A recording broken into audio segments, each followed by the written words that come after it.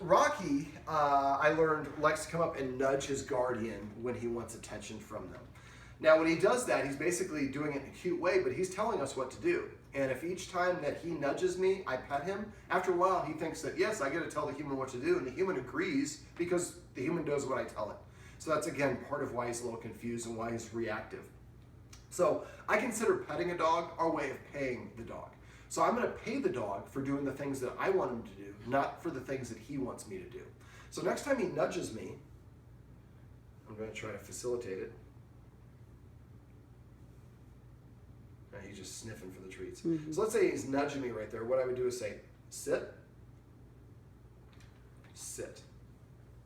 So when a dog is proud about what it's done, its nose is parallel to the ground or tilted up. You've probably seen your dog walking around with a special toy or something with its nose in the air. Feels really good. Again, I want him to feel good about the things we want. So when he gives me an order, I don't do anything. I give him a counter order. I guess I do something. I give him a counter order. As soon as he sits, then I pet him and reward him for sitting. Now the second his butt hits the ground, I'm petting him here and saying the word sit. Not good sit. Not, oh, what a smart dog, Rocky. How did you know that I wanted you to sit down and I didn't even say the word sit yet? So, I mean, a lot of times we talk to our dogs so much that it muddles it becomes gibberish to them, like Charlie Brown adult voices. So what I do is say the command word and nothing else. Now, I'm not saying you can't talk to your dog. If you have a crappy day at work, you come home, you can tell your dog, sit, sit. Can you believe that woman? She camped at the table all day long, and all she had was water and sugar. Made me stay for an extra 2 hours. So if we want to vent to our dogs, it's healthy for us to do that. But first, I'm going to make him sit. I'm going to brand the sit and reward the sit, and then I'm going to go into my venting. All right, so the first thing we do is we give them a counter order when they tell us what to do. After a while, what's going to happen is the dog's going to come start sitting in front of you saying, look, I'm sitting. Pay attention to me.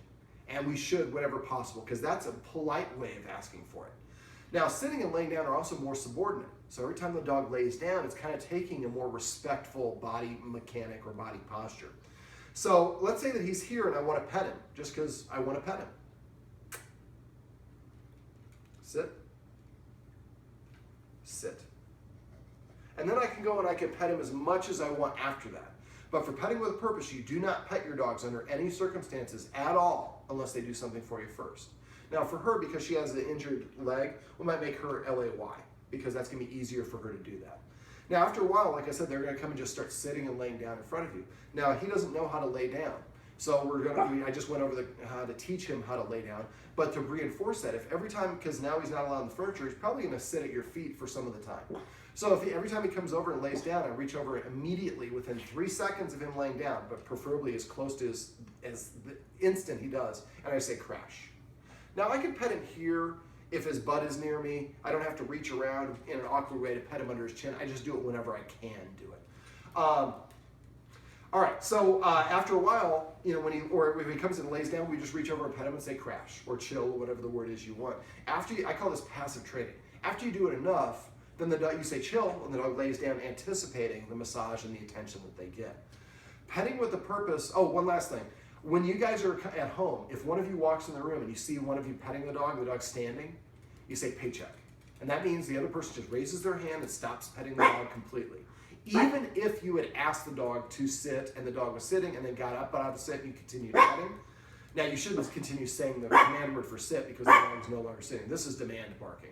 This is I want, I can smell you have treats given to me, damn it. Well, you have to earn them. So if we argue and say, hey, I told him to sit before you came in, you didn't see me, he sees us arguing. Then he knows that we're not all synced up. So if he's not sitting and I just sit, sit.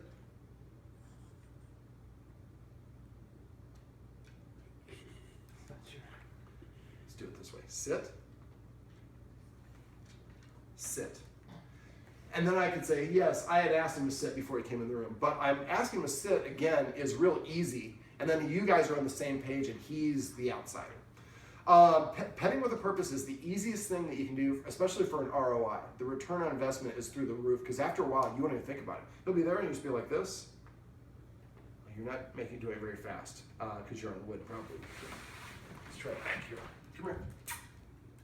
So you'd be like, oh, and this woman was camping for hours? I couldn't believe that she was camping the whole time and didn't leave a tip at all. I just made him sit and I had a conversation with him where I didn't even have to give you eye contact or take my eye contact or give him any commands. I'm just using my hand motion to put him into a sit. For dogs, they track up, it usually puts their butt down. And then I immediately start petting him. So after a while, you won't even think about it. You'll do that, and then you'll continue doing whatever you're doing. Every time you do that, it's a mini training session for your dog that helps build and develop a healthy leader-follower dynamic.